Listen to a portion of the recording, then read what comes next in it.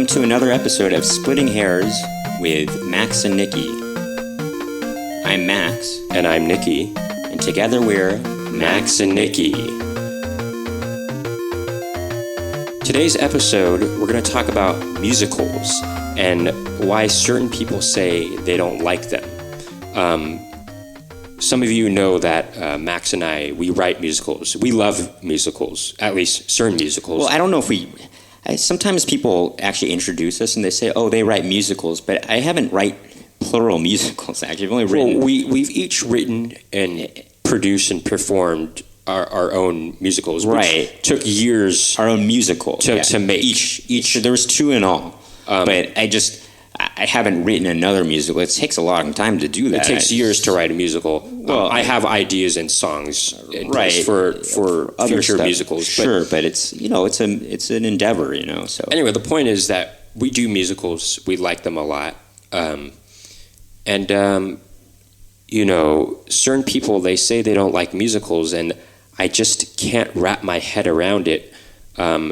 Because when people say they don't like musicals, that's excluding a whole genre of theater and film. And it's kind of like saying you don't like the Beatles. I think people who say they don't like the Beatles haven't listened to all of their music.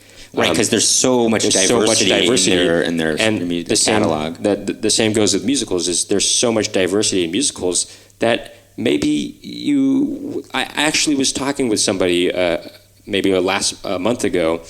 We were talking about La La Land, and I was talking about how much I loved it, and he hadn't seen it, and he said, yeah, I just don't think I'm going to go see it. And I said, why not? And he said, well, I don't really like musicals.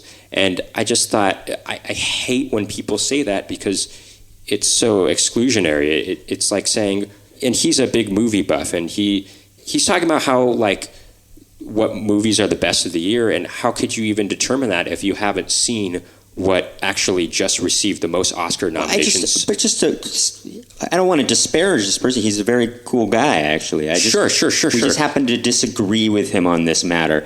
In any event... I just want to say, this is also goes for people who say they don't like Christmas music, because to me that's like saying that you don't like love songs. Because basically that's saying, if you replaced the lyrics in Christmas music with non-Christmas lyrics, then they wouldn't be Christmas songs.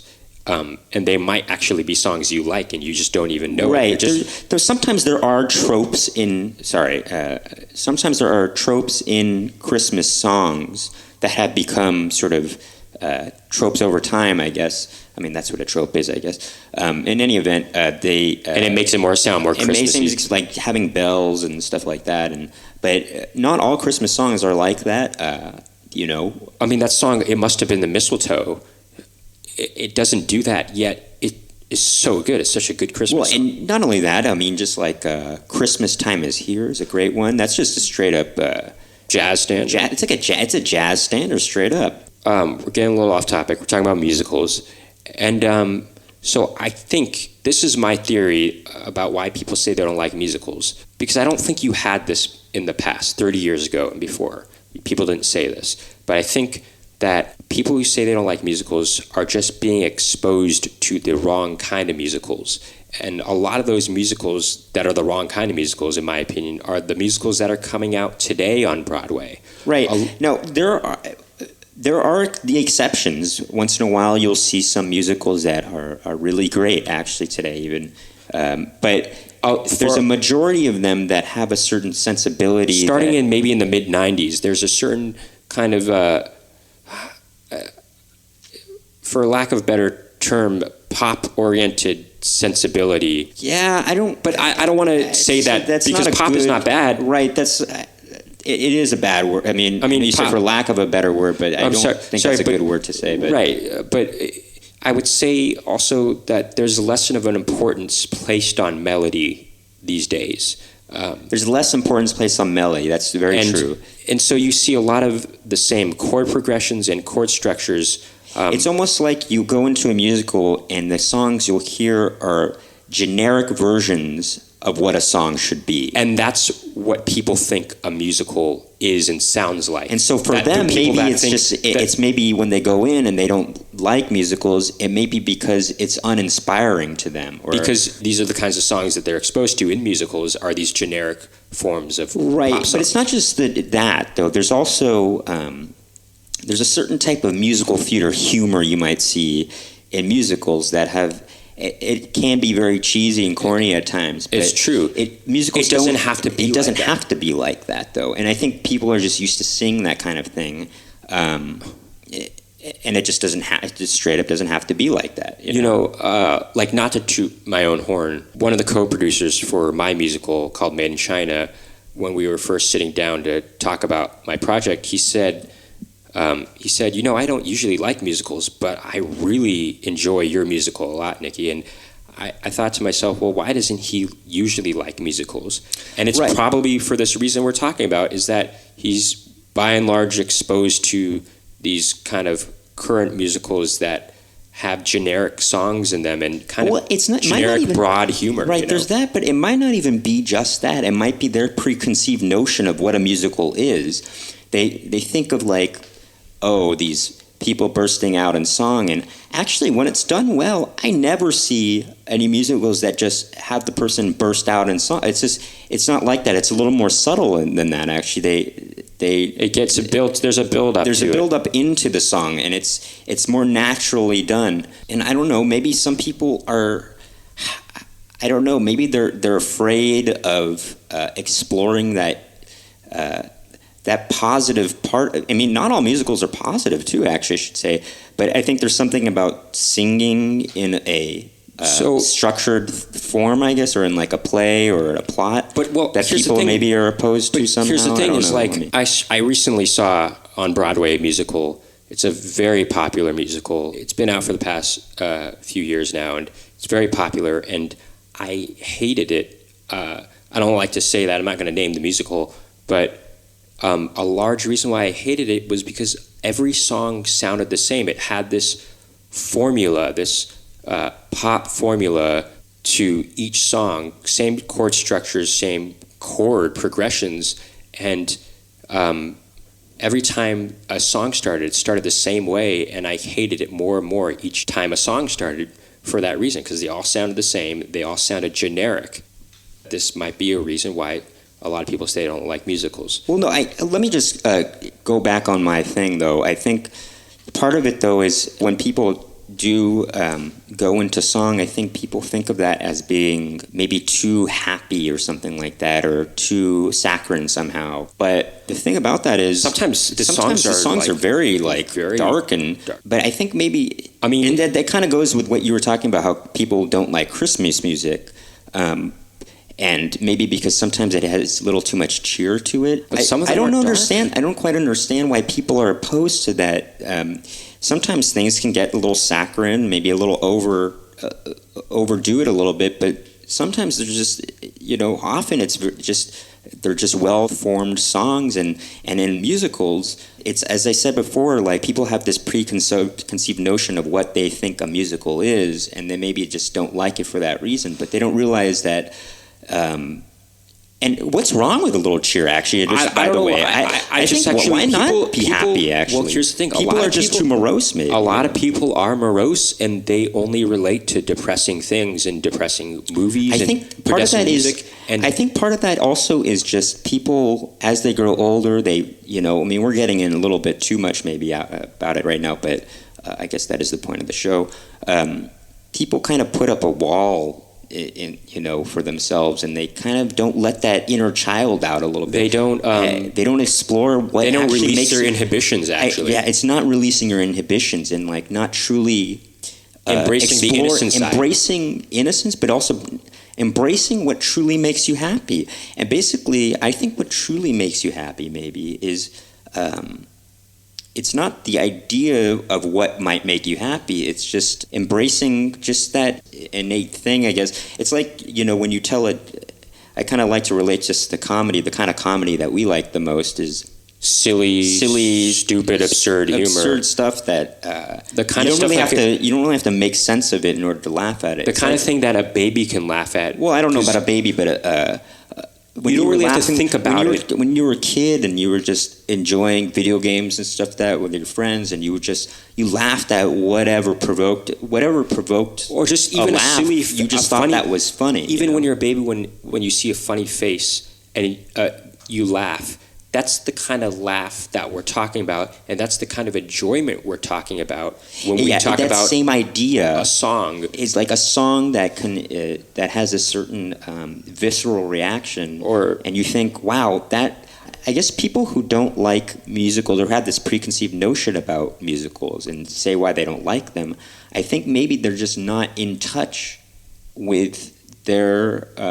Maybe they're just not as in touch with their emotions. I mean, I know that's a bold statement, but I'm just gonna go out and say it. I don't know why. I mean, maybe I'm wrong. But before we move on to the next part of why I think that people don't like musicals, I do want to point people in the direction of some really good musicals that I think might change your minds about musicals if you think you don't like musicals. Phantom of the Opera, so good. Just if you even listen to the music, it's just so powerful, so moving, but every song is so melodic, so catchy, you'll leave the theater singing the tunes because the songs are so good. And that's a really bittersweet musical. It's sad in the end. Well, don't ruin it for them if they haven't seen it. I mean, who knows? Maybe it's happy, but there's a lot of dark parts of the musical. It's a dark musical, right? It's very good. Another musical, Company.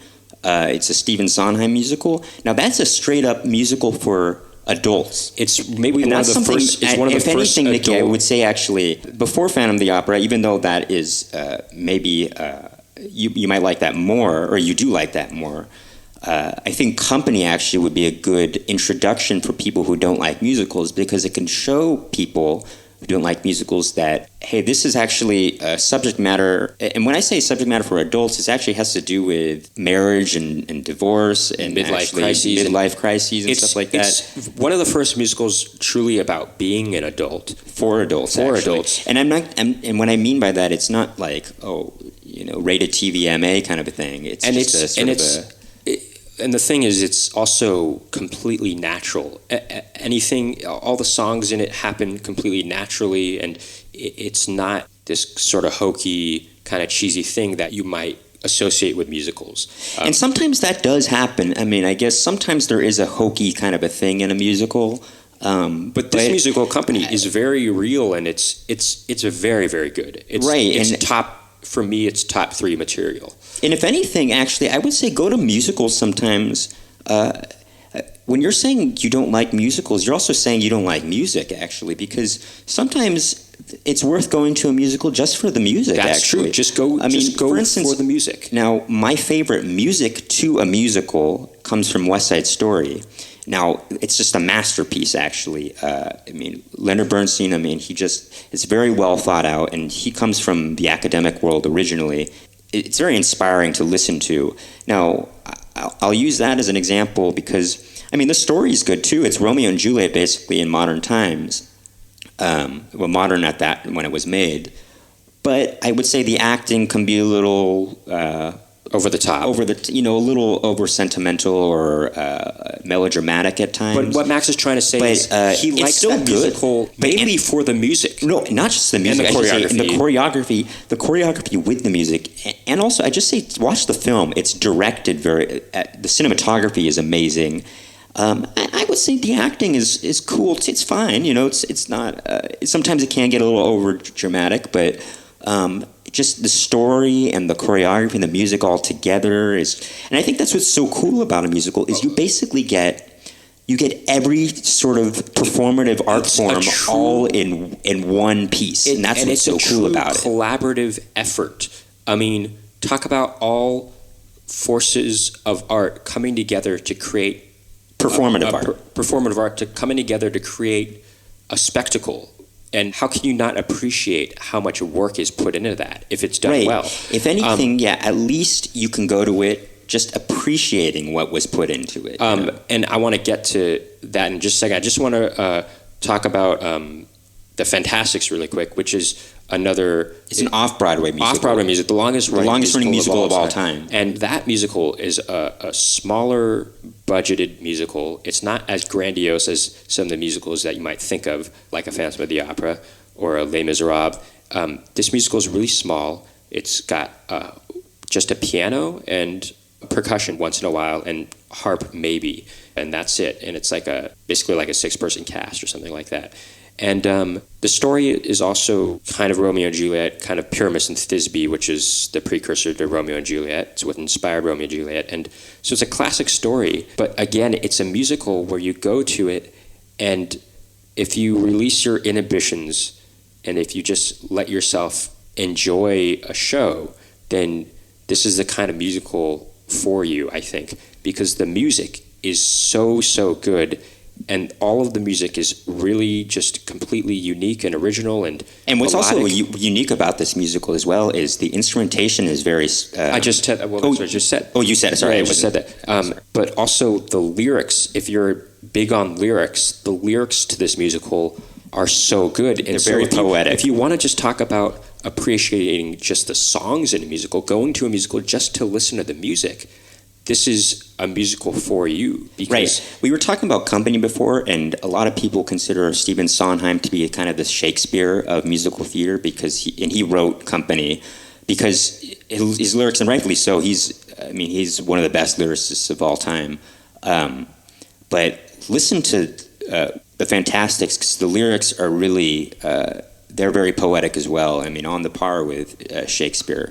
They're just great. And also, not so much of the dialogue, actually. The dialogue can be very poetic in that musical, too. It's very good. The only part that I think is not... Well, anyway... We don't have to talk about that. We don't talk about that. It's a great musical. Top 3 material. We were talking about forces all coming together to create a big spectacle and trying to appreciate that. And so I wanted to touch back on La La Land for a second.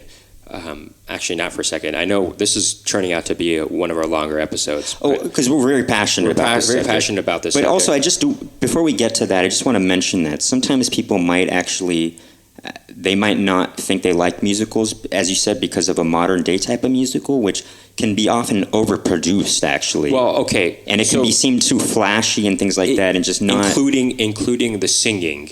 Right. And I'm going to get to that's overproduced singing in a little bit. Right. But just in the production itself, I think people might think it's not doesn't merit going sing because they don't think it's like a real artistic endeavor or might not think it's like a thing to watch just because it's overproduced. But that's the cool thing about the Fantastics is not overproduced at all. It's not too flashy. It's very small. In fact, it's good production value because of how much they put into such. The original cost of the original production was $500. Anyway, La La Land.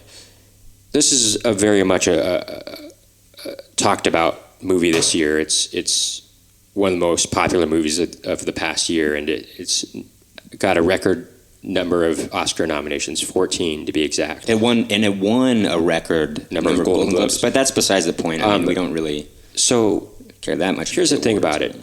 You go into the musical, and we both have seen it twice in the theaters now, and it's very good. It's very good, and from the get-go, you have the opening number. I don't want to ruin anything, but it is a large ensemble piece, and you, from the very beginning of the movie, you see how much work was put into this movie from all sorts, sides of the spectrum or not sizes, from all forces within within the arts, actually. The arts, yeah. Sure.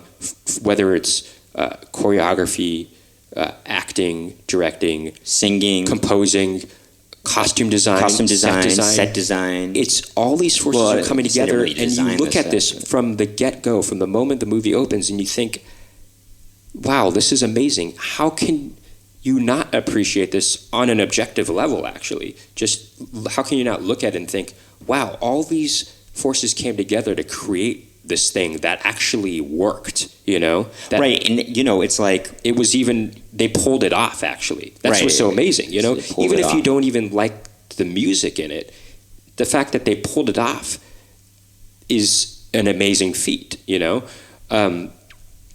And so, so I want to talk about this musical because... Well, I actually don't, if you haven't seen it, I'm just going to say right now, spoiler alert, we're not going to ruin really much or anything, but there's going to be stuff that we're going to talk about right now that I just don't want you to... Well, I want you to see I'm not going to mention... I want you to see before we even talk about it. I'm not going to mention too many things, right, but specifics. But there are some stuff that we'll talk about. I just want to talk about... just spoiler, so you know. You know, there's a lot of great things in this musical, in La La Land. And the reason I want to talk about it right now is because I personally, and I think we both can agree with this, I haven't been more excited about a movie in a really long time. I haven't ever gone to see a movie 2 times in the theaters within the span of a month, I think, ever in my life. I have, but that was actually for different reasons, though. Anyway. But we were so excited about the movie that we wanted to see it again in the theaters. And the thing is, it's not a flawless movie, but all the great aspects of the movie... When we say flawless, that's a subjective thing. Objectively, I would say there aren't any flaws. I mean, it's a very well-made film, I would say. Right, exactly. That's a subjective thing, though.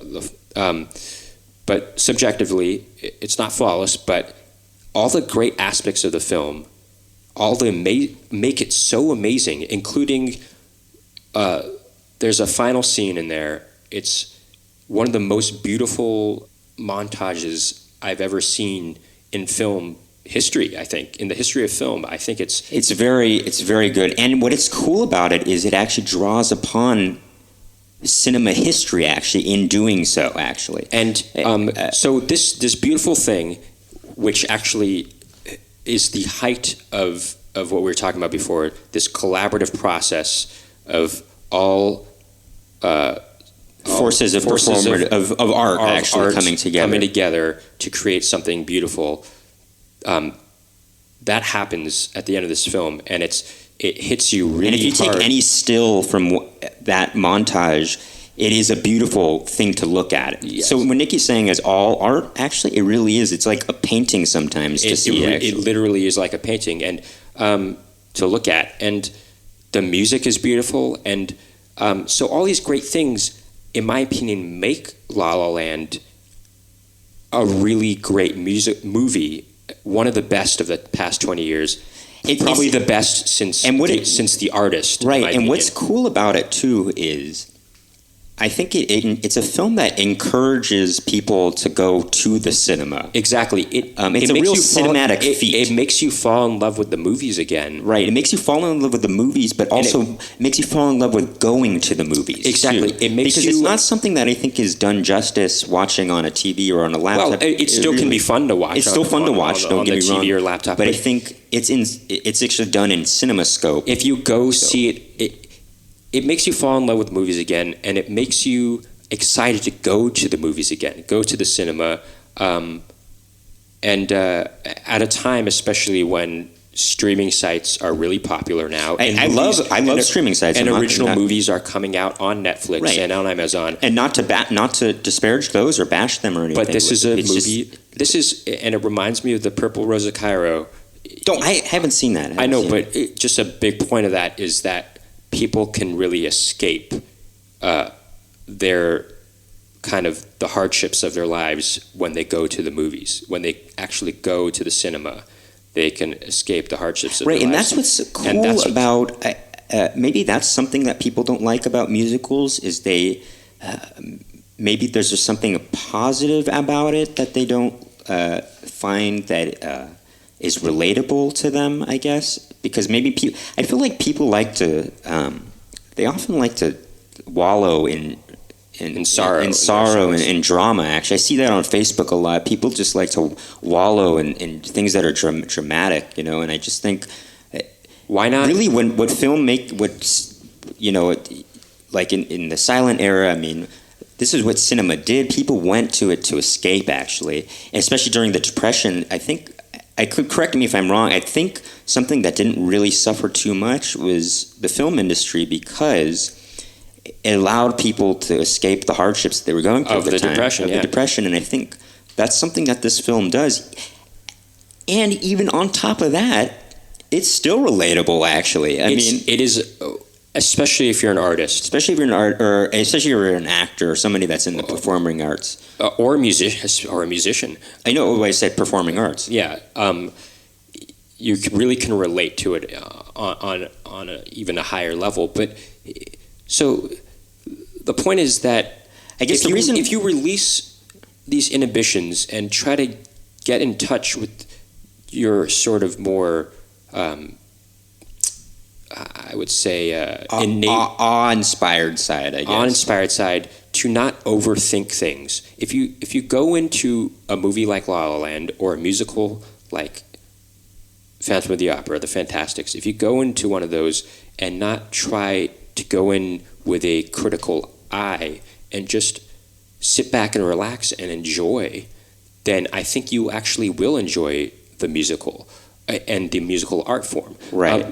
I just wanted to touch up on one more thing about musicals, and that's the type of singing that you hear in musicals. Now, in La La Land, the lead actors sing in a very naturalistic way, and in our opinions, that's the best way to sing. Right. Some people were criticizing the singing, and I was thinking to myself, singing is what great. is wrong with the singing? I don't really quite understand that statement that they're not good singers, but I think they're great. Actually, I think they're great singers. I think they're great. Like, what is bad singing? The more I think.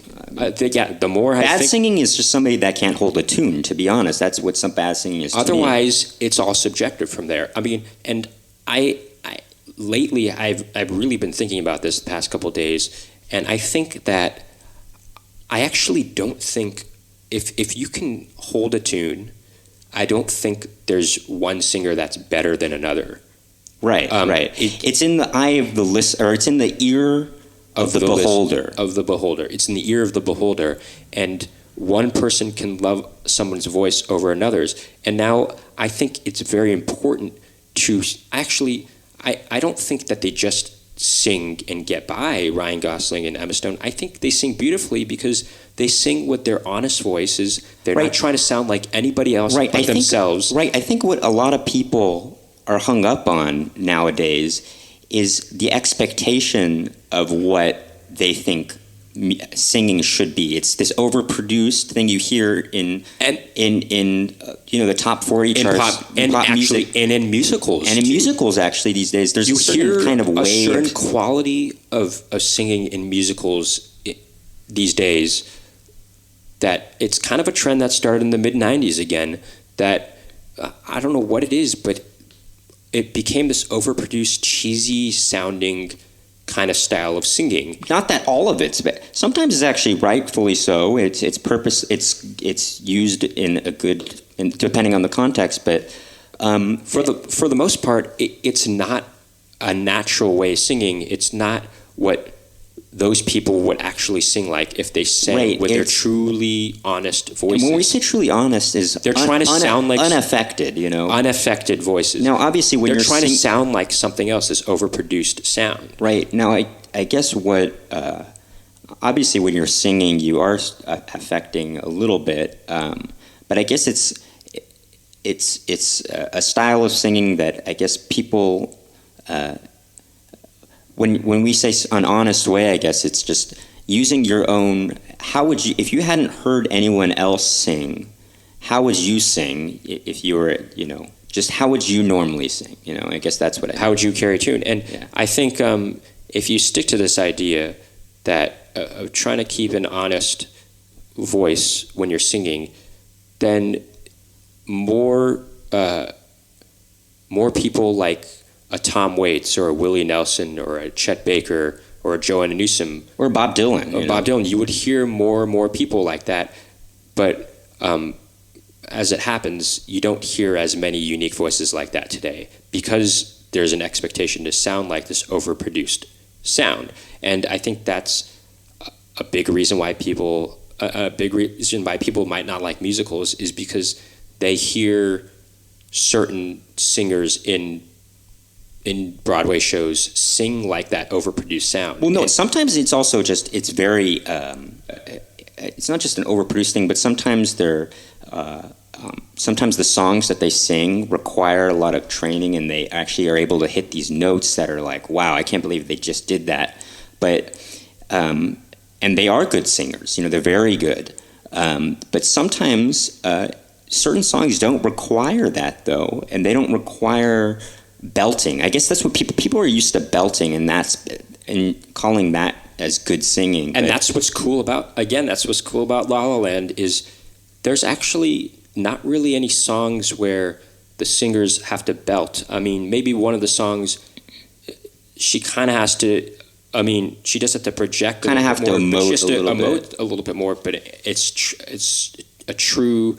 It's done in a very honest way. It's a very honest way. She does a great job. I'm talking about Emma Stone. It's very good.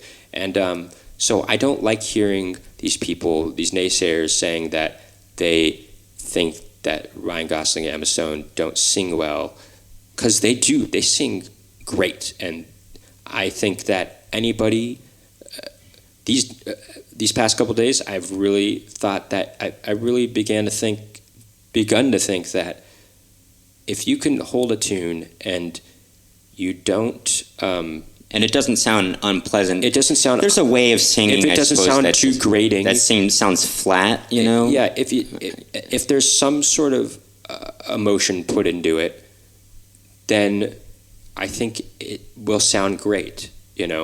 And people will react positively to it. And I think people have, obviously. I mean, it's, the top contender for Best Picture this year. So, anyway. So, yeah. And that's our spiel for right now on musicals. On musicals, this was probably our longest episode so far. I hope you were able to stick it out through the whole thing. I hope what we talked about was interesting to you. And I hope... And feel free you can disagree also. But I hope for those of you who said you didn't like musicals before, I hope we at least I hope we persuaded you to maybe revisit certain musicals that you thought you didn't like in the past, and maybe you'll be able to revisit musicals in general, because maybe you just haven't seen the type of musicals that we're talking about that makes us love musical theater. You'll start to appreciate musicals the way we do, or in a different kind of way that we didn't even talk about. Right. It's it's just like anything else. If somebody's not exposed enough to it, I guess they'll just think they don't like it. I had a friend who once said that he didn't like Seinfeld, and I was like, "What are you kidding? It's like the best show of all time." And I told him, and he's like, "Really?" He's like, "It's kind of boring." I'm like, "Have you really watched it?" And he said, "Well, only just a couple episodes." And I was like, "Watch more episodes." Maybe a year later, he came back to me and he said it was one of his favorite shows of all time. I mean, he really thinks it's really funny. Same with our friend in high school said he didn't like the Beatles. And I know some people maybe don't like the Beatles. I can't understand. I can't. But he only knew a certain type of Beatles, I guess, which is the early Beatles, which we love, by the way. We love the early Beatles. I might even I don't know. I go back and forth all the time, but...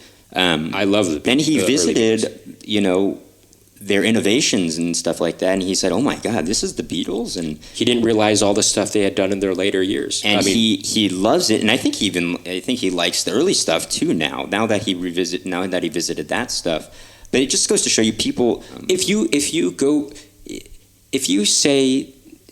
stick to an idea that you didn't ever like something, and you're not knowledgeable about it, and you're not knowledgeable about it, then you continue not to like it unless you try it again. It's like with me with sushi. I used to not like it when I was younger, but I tried it a few years ago again, and now I love sushi. Well, that's a different kind of thing, actually, because you're talking about something that a kind of feeling you had when you were little. Well, so but people might have that feeling.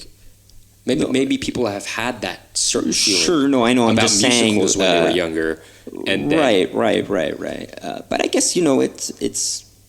You know, everyone has their own experiences in life. I guess that's kind of a different. It is. It might explore. Anyway, the point there's is just so much diversity in musical. To deny a whole genre is just, you shouldn't really do that, because you're saying I don't. It just means you're not knowledgeable about it, because there's so much diversity in musical theater, and there can't be at least a few things in musical theater that you. And maybe to start off with, I urge you just to buy the soundtrack to the Fantastics. You know, that way you're just listening to the songs, and it's just like listening to an album, basically. And maybe you can appreciate the songs at first, and then maybe you can go see the show, and then you'll experience the show, which is the musical, in a different light. And well, it's not just that, but also a lot of Burt Bacharach tunes from the 60s, which were pop hits in the 60s, came from musical theater, actually. Yeah, Promises.